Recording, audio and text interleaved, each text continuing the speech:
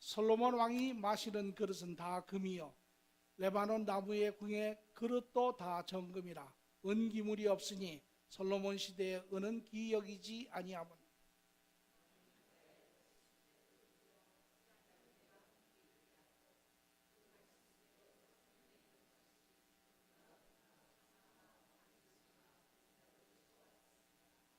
솔로몬 왕의 재산과 지혜가 세상의 그 어느 왕보다 큰지라.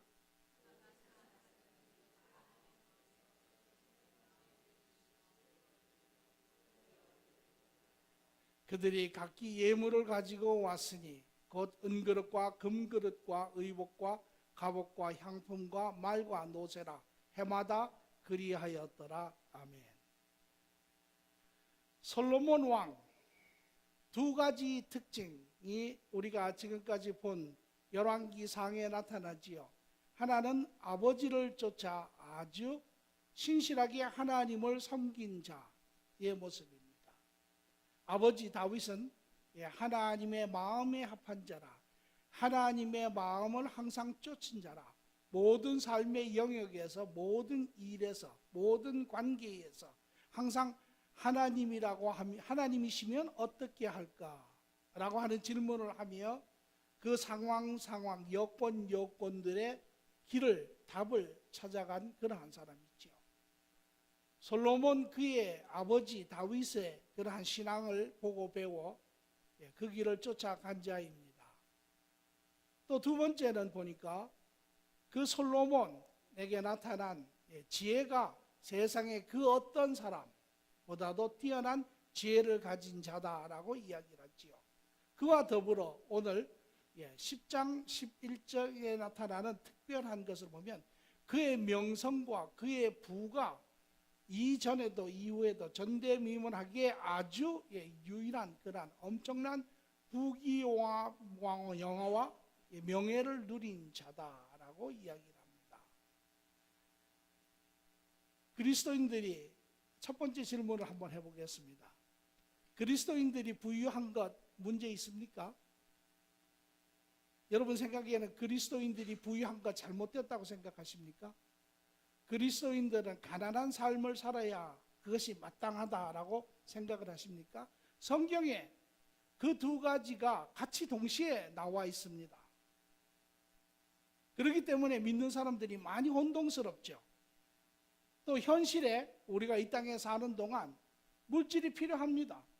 물질이 필요하지 않는 사람은 없습니다. 그럼에도 불구하고 또 물질에 대한 가르침 중에 물질에 대하여 마음을 두지 말라라고 그렇게 가르칩니다.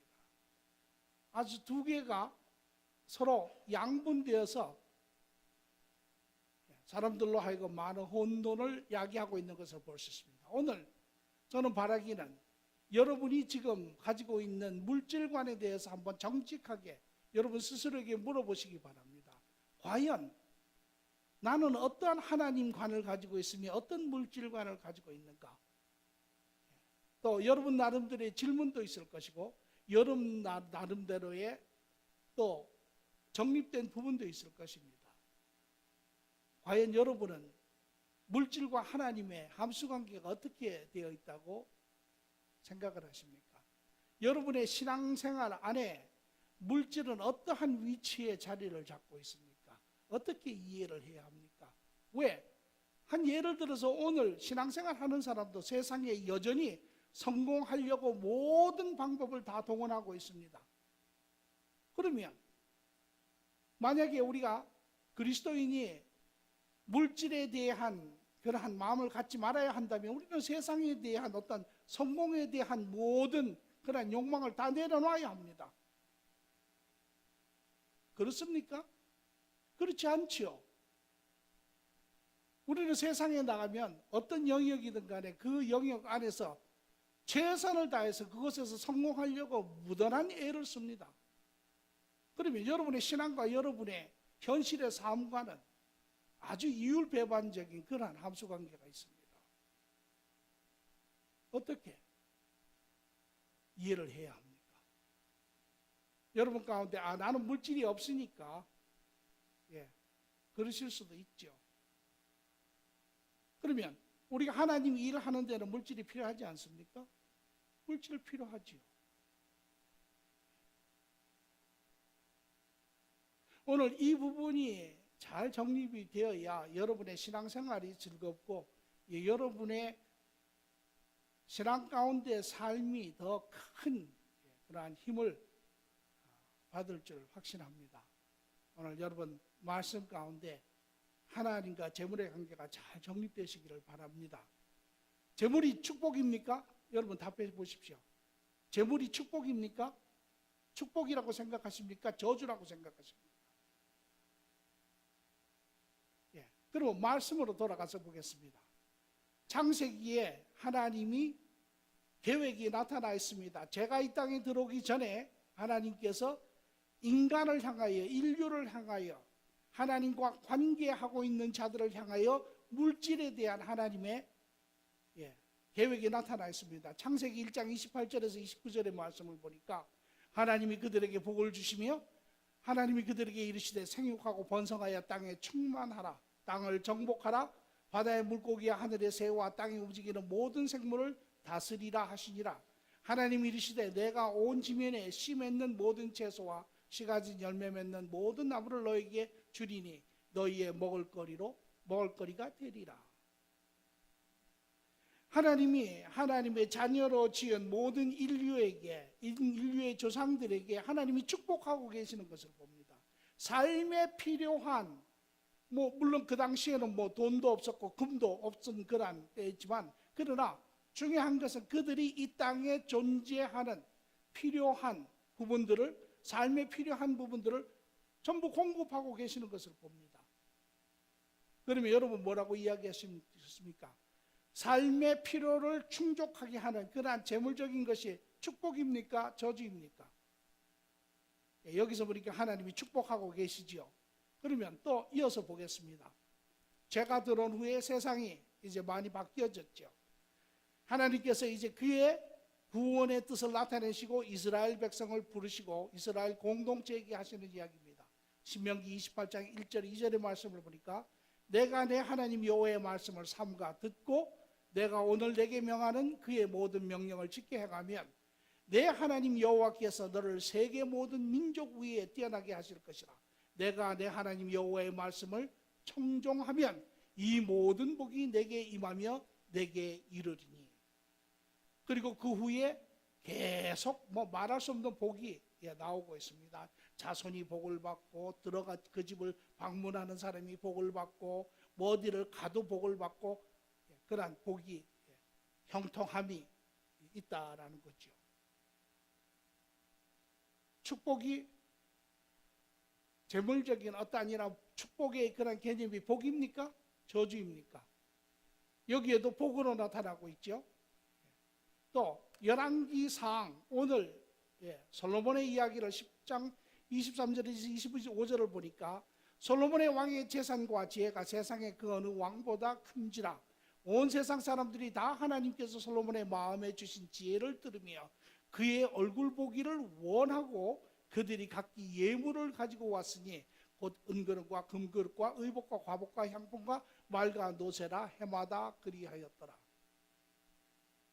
솔로몬에게 하나님께서 하나님의 비밀한 하나님의 지혜를 주셨는데 인간의 지혜를 능가한 지혜를 주셨지요. 하나님의 지혜를 주셨죠.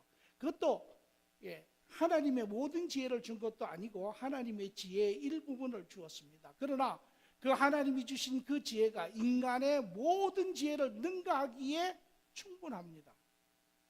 그래서 이 땅에 어떠한 사람보다도 뛰어난 지혜를 가졌어요. 그리고 이 솔로몬은 하나님을 알고 세상의 지식으로는 하나님을 알 수 없습니다. 그러나 세상의 지식을 뛰어넘어 하나님을 알고 하나님의 섭리를 알고 하나님의 섭리 가운데 이 세상의 사람들이 살아야 하는 삶의 길들을 알고 자연의 모든 이치가 이루어진 그런 부분들을 많이 깨달아 알았습니다. 이것은 하나님이라고 하는 그분을 알지 못하면 알 수가 없는 일입니다. 오늘 세상에 많은 지식이 있고 많은 연구가 있고 많은 학자가 있고 과학자가 있고 생물학자가 있고 모든 영역의 지식이 말할 수 없이 발전하였지만 사람의 삶의 이치를 잘 모릅니다. 그래서 사람들이 끊임없이 치고받고 싸우고 투쟁하고 다투고. 왜 그렇습니까? 그것을 만드신 이 모든 것의 중심이 되시는 하나님을 모르면 그 모든 것들이 make sense 하지가 않기 때문에 그렇습니다. 이러한 하나님의 지혜를 가진 솔로몬을 하나님이 영화롭게 하시니까 이제 그가 이 지혜로 인하여 세상 사람들보다 뛰어날 뿐만 아니라 세상 사람들이 그를 우러러 존경합니다.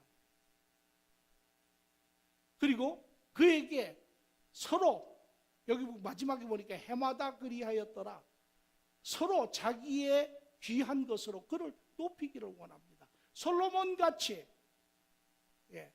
그렇게 큰 부를 누리고 명성을 누리고 그런 사람이 없지요. 축복입니까? 저주입니까? 하나님이 축복하셨죠.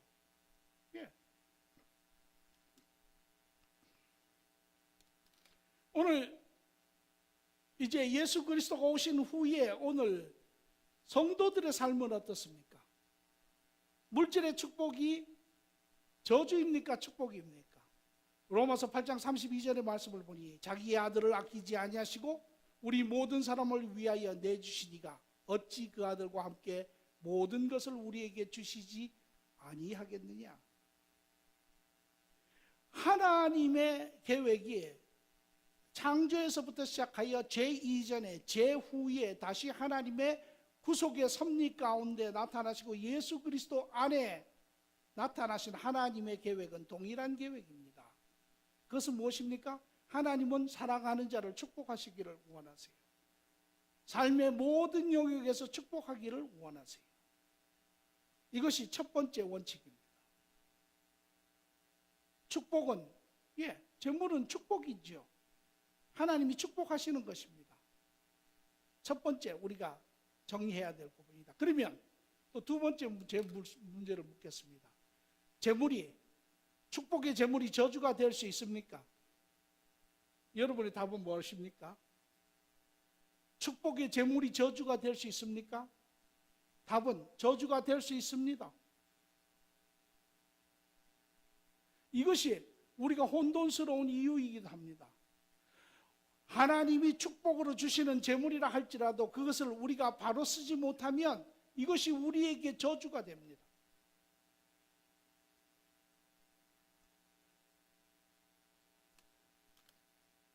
솔로몬의 왕의 경우를 보겠습니다. 열왕기상 11장 1절에서 2절의 말씀을 보죠. 솔로몬의 왕이 바로의 딸 외에 이방 많은 여인들을 사랑하였으므로 곧 모압과 암몬과 에돔과 시돈과 헷 여인이라. 여호와께서 일찍이 이 여러 백성들에 대하여 이스라엘 자손에게 말씀하시기를 너희는 그들과 서로 통혼하지 말며 그들도 너희와 서로 통혼하게 하지 말라. 그들이 반드시 너희의 마음을 돌려 그들의 신들을 따르게 하리라 하셨으나 솔로몬이 그들을 사랑하였더라. 솔로몬이 세상에서 가장 지혜롭고 명망이 높고 모든 부귀영화를 누린 자이지요. 그 다음에 그가 무엇을 하였습니까? 그가 그의 모든 부귀영화에 취하여 이제 하나님의 말씀을 따르지 아니하는 것을 봅니다. 그리고 이 결과로 인하여 오히려 축복이 그에게 저주가 되고 하나님의 약속의 언약이 깨어지지요. 이제 다시 솔로몬으로 인하여 그 왕위가 이어지지 않습니다.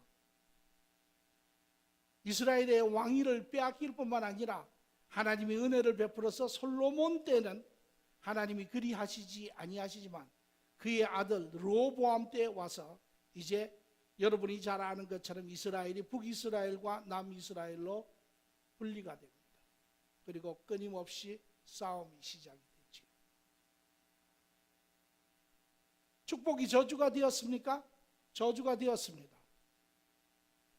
또 다른 경우에 보겠습니다. 역대상 21장 1절에서 8절 9절의 말씀입니다. 다윗의 이야기입니다. 사탄이 일어나 이스라엘을 대적하고 다윗을 충동하여 이스라엘을 계수하게 하니라. 하나님이 이 일을 악하게 여기사 이스라엘을 치심해 다윗이 하나님께 아뢰되 내가 이 일을 행함으로 큰 죄를 범하였나이다.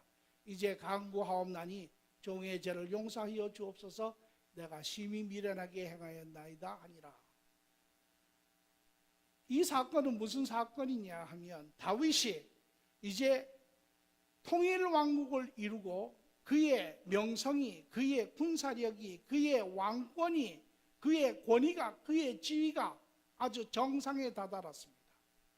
그때 다윗이 어떤 사건을 하냐면 이스라엘 12지파를 요압이라고 하는 군대 대장을 보내서 이스라엘 12지파의 군대의 수를 계수하게 합니다.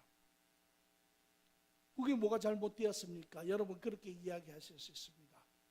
그런데 앞에 시작을 재밌게 합니다. 보니까 사탄이 일어나 이스라엘을 대적하고 다윗을 충동하여 이스라엘을 계수하게 하니라. 사탄이 오늘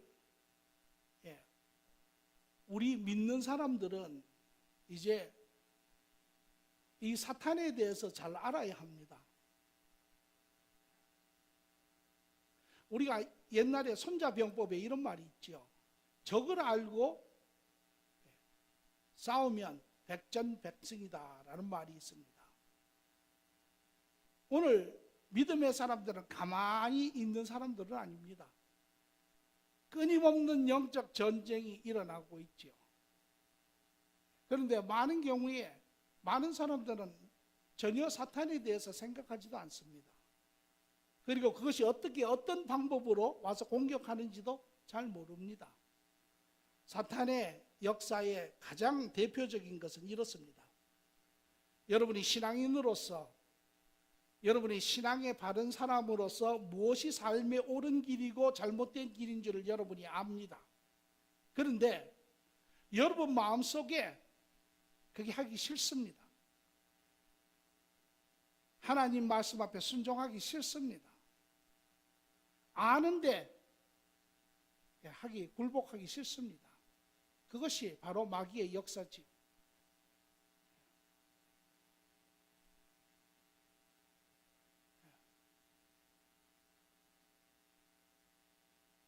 마귀가 역사하면 여러분 마음속에 하나님의 생각을 대적하는 생각을 집어넣지요.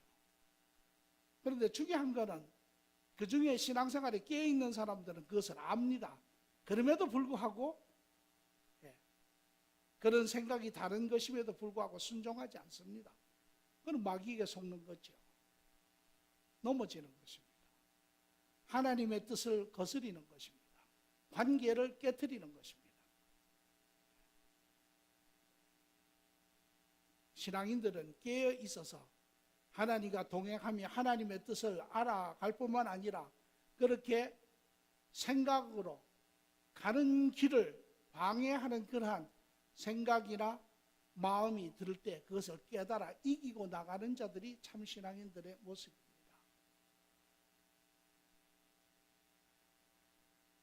다윗이 계수를 한 것이 무엇이 잘못입니까? 하나님의 축복 가운데 그가 물론 복이라고 하는 것에 제목이 여러 가지가 분야가 여러 가지가 있을 수 있죠. 이것은 또 다른 형태의 재물의 모습입니다. 권력이 될 수도 있고 힘이 될 수도 있고 자기의 위치가 될 수가 있고 그런데 그 수를 세었습니다. 그런데 하나님이 이것을 뭐라고 이야기하십니까?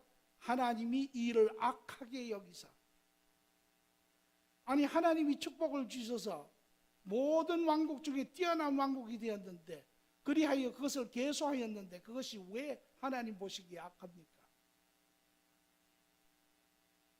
그 내용은 이따가 이야기하도록 하겠습니다. 그러나 축복이 저주가 되었습니다. 그래서 하나님이 가시라고 하는 선지자를 보내어 다윗에게 이야기합니다. 내가 너에게 세 가지의 옵션을 주겠다라는 것입니다. 3년 동안 공격을 받든지 아니면 3일 동안 하나님의 전염병으로 네가 고난을 당하든지. 다윗이 아주 유명한 이야기를 하죠. 내가 사람의 손에 붙잡히는 것보다는 하나님의 손에 내가 붙들림 받기를 원합니다 라고 이야기를 합니다. 축복이 저주가 됩니다. 또 하나 보겠습니다. 신약에 들어와서 마태복음 19장 21절에 23절의 말씀을 봅니다. 예수께서 이르시되 내가 온전하고자 할진대 가서 내 소유를 팔아 가난한 자에게 주라. 그리하면 하늘에서 보좌가 내게 있으리라.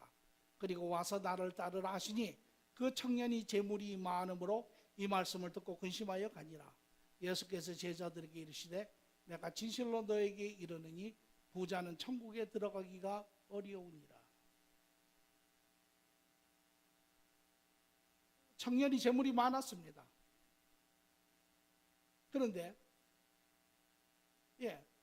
우리가 앞에서 본 것처럼 하나님의 축복 가운데 재물을 어떤 형태로든지 벌었습니다. 그런데 예수님께서 그에게 이야기하시기를 재물을 나누어 주고 나를 따르라 하였더니 그 청년이 재물이 많은 거로 예수님을 따르지 아니하고 돌아갔더라. 저주가 되었습니다.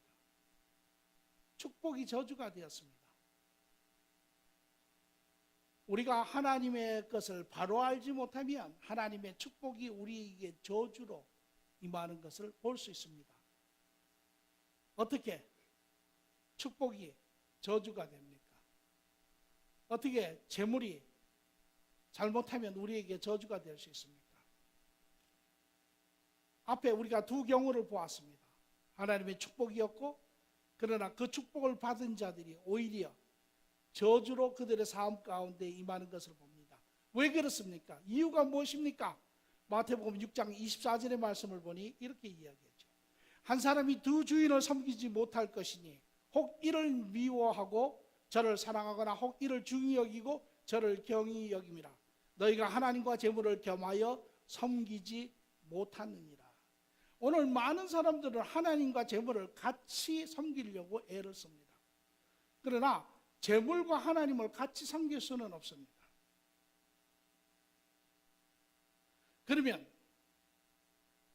왜 재물이 축복이 저주가 됩니까? 디모데서 6장 10절의 말씀을 보니까 돈을 사랑함이 일만하게 뿌리가 되나니 이것을 탐내는 자들은 미혹을 받아 믿음에서 떠나 많은 근심으로써 자기를 찔렀도다. 하나님과 재물은 둘이 같이 동등하게 쓰지 못합니다. 그럼에도 불구하고 오늘 신앙생활에 많은 사람들은 그렇게 삽니다. 하나님을 따른다 하며 세상에 살 때는 돈을 쫓아갑니다. 그러니까 동등하지는 못해도 주일날 또 하나님과 관계하는 시간이 되면 하나님이 우선이 되고 또 세상에 나가서 사는 때는 돈이 우선이 되고 두 개가 같이 동등하게 갑니다. 왜 축복이 저주가 됩니까? 마태복음의 6장에 이야기한 것처럼 둘을 같이 섬길 수는 없습니다. 그러나 언제 저주가 되냐면 바로 여러분의 우선권이 여러분의 의존도가 하나님에게서 재물로 옮겨갈 때 그것은 저주가 됩니다. 왜 솔로몬의 축복이 저주가 되었습니까? 더 이상 하나님을 의지하지 아니하고 하나님을 순종하지 아니하고 자기의 가진 부와 자기의 모든 영광과 명예와 쾌락을 의지하기 시작할 때 저주가 되었습니다. 다윗이 왜 자기의 그러한 하나님으로부터 받은 모든 것이 저주가 되었습니까? 자기의 군대를 계속하는 그 순간 더 이상 자기의 의존도, 자기의 의지는 군대의 숫자에 있습니다. 더 이상 하나님에게 있지 않습니다. 오늘 우리가 삶을 사는 데 있어서 여러분이 우리는 인간이라 그렇게 되어 있죠. 다랑의 속성이 있습니다. 우리는 무엇을 많이 가지고 있으면 그것이 재물이든 권위든 인정이든 학문이든 많이 가지고 있으면 우리는 그것을 의지하기 시작을 합니다. 그러면 그것은 여러분에게 저주가 됩니다.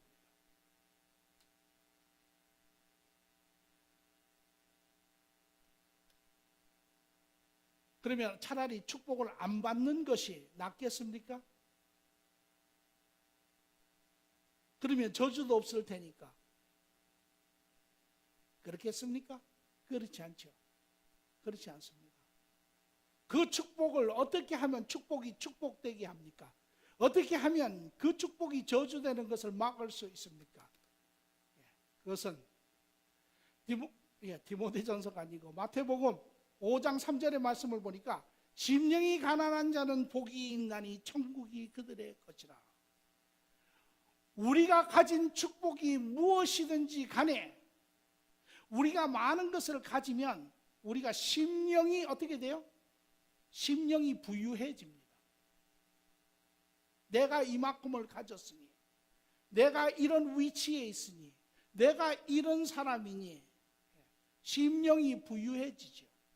그러나 성경은 말하기를 심령이 가난한 자가 복이 있다니, 우리가 무엇을 가지고 어떠한 축복과 어떤 위치에 있든지 간에 우리의 심령이 가난한 자, 어떻게 심령이 가난해집니까?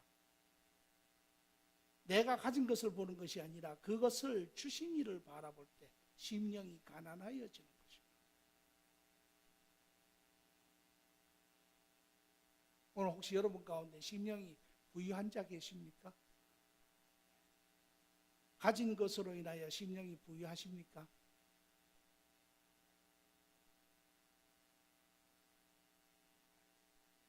심령이 가난한 자가 되시기를 바랍니다. 하나님 안에, 그 주신 이 안에 그것을 보시는 것입니다. 그리고 어떻게 하는 것입니까? 빌립보서 4장 11절에 13절의 말씀을 보니 내가 궁핍함으로 말하는 것이 아니니라. 어떠한 형편에서든지 나는 자족하기를 배웠느니 나는 비천에 처할 줄도 알고 풍부에 처할 줄도 알아. 모든 일 곧 배부름과 배고픔과 풍부와 궁핍에도 처할 줄을 아는 일체의 비결을 배웠노라. 내가 가난하든 부유하든 그것은 중요한 게 아니라는 것입니다. 사실 여러분, 우리가 가난하면 얼마나 가난합니까? 부유하면 얼마나 부유합니까?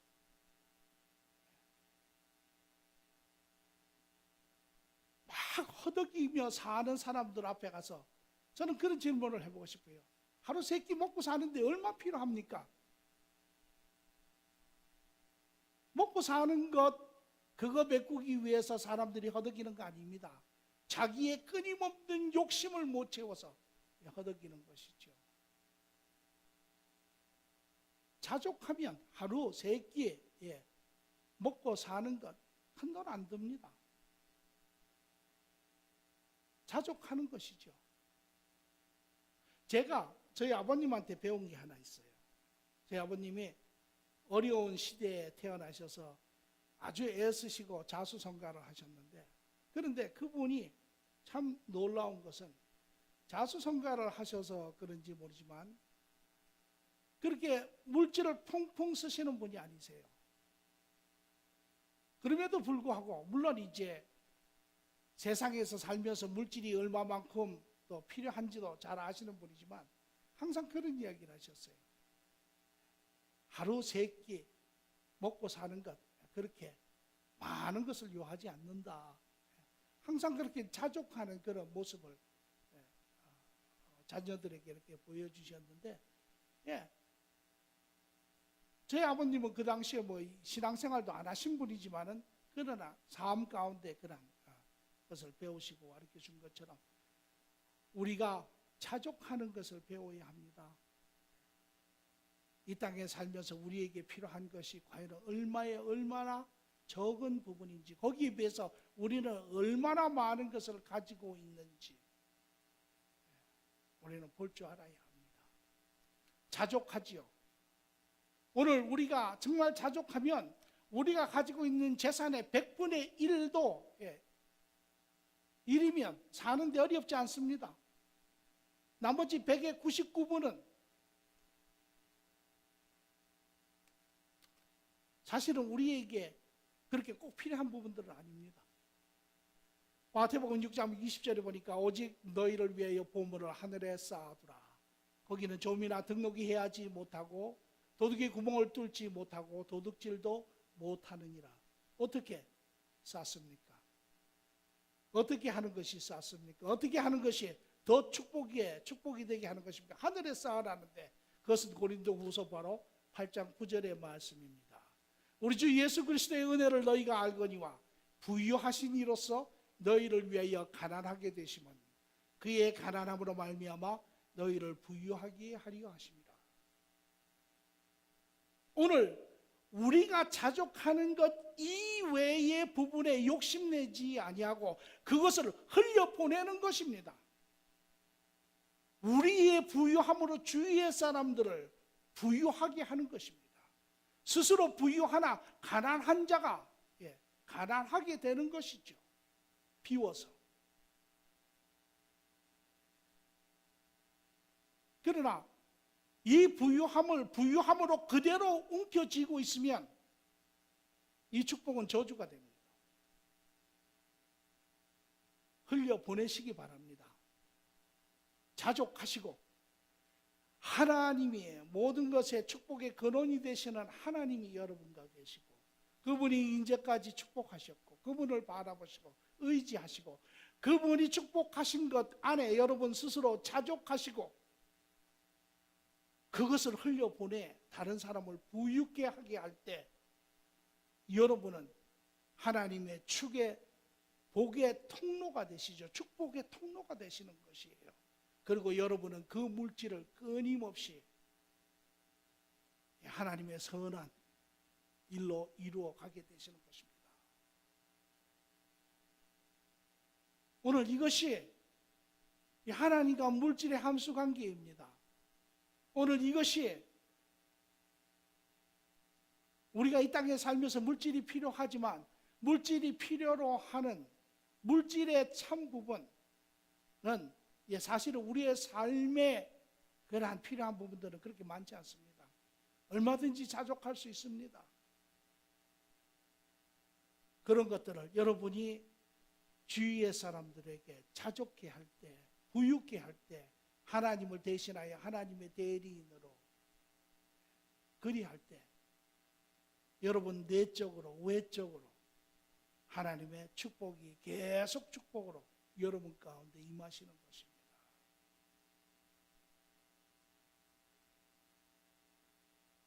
오늘 이러한 결과적으로 볼 때 그리스도인들은 어떻게 사는 사람입니까?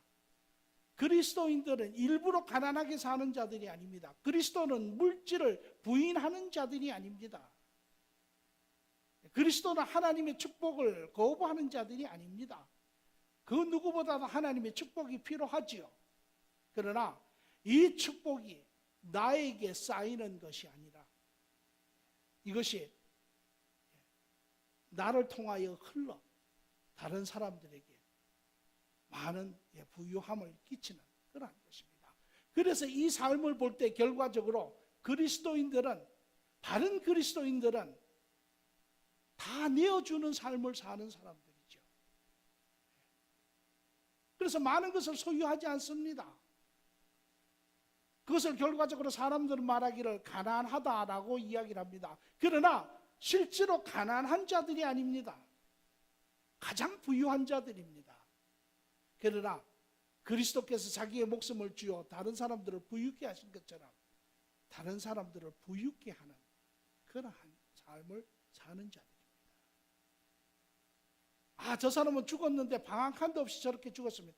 물론 결과적으로 이야기를 그렇게 할 수 있죠. 그러나 그 사람이 처음부터 방 한 칸 가지고 있다가 방 한 칸 가지고 죽은 사람인지 아니면 큰 대궐에 살다가 그것을 복의 통로로 다른 사람들을 부유케 하고 자기의 가는 그런 길을 다 잘 준비하고 간 사람인지 차이가 다르죠.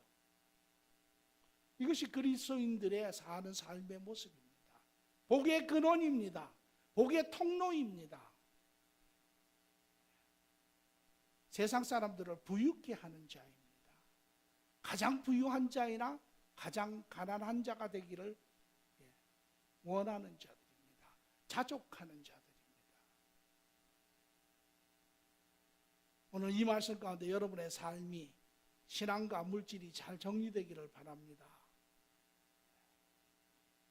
더 이상 물질로 인하여 여러분의 끝없는 욕심 때문에 괴로워하지 마시고 이제 하나님 안에서 복의 통로로 하나님의 약속하신 복의 근원들이 되시고 통로가 되어서 그것을 가지고 많이 흘려 자족하면 오히려 여러분 그런 거 느껴보셨는지 모르지만 여러분이 참 자족을 배우시면 여러분이 가지고 있는 소위 말하는 여분들, 엑스트라가 짐이 됩니다.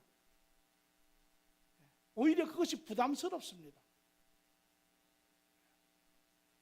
주위 사람들에게 흘러보내시고 축복하시고 필요한 자들을 공급하시고 채우시고 세우는데 그런 부분들이 흘러가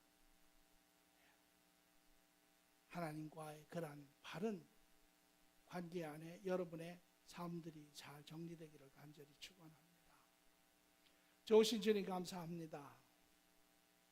삶의 모든 이치가 선함이 바른 길이 주님 안에 있을진데 오늘 우리가 세상 살면서 세상 사람들은 여전히 성공해야 한다.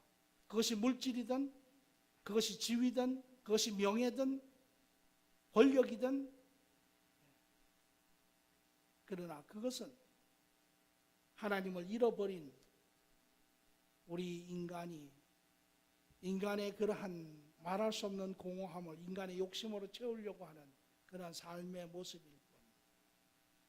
오늘 우리 많은 신앙인들도 예수 그리스도로 말미암아 하나님과의 관계는 회복이 되었다 할지라도 삶에 대한 관점들이 회복되지 아니하여 여전히 세상이 보여지는 삶의 관점 안에 그것으로 인하여 혼돈스러워하며 그것으로 인하여 괴로워하며 그것으로 인하여 많은 번민을 겪는 그러한 삶을 볼 때 오늘 이 시간 말씀 가운데 그리스도의 관점이 우리의 삶의 관점이 회복되게 하시고 그로 말미암아 삶도 회복되는 삶 되게 축복하여 주시옵소서. 이 땅에 복의 근원으로 복의 통로로 나와 더불어 다른 사람들이 함께 세워지는 그러한 삶 되게 축복하여 주시옵소서. 감사함이 예수님 이름으로 기도합니다.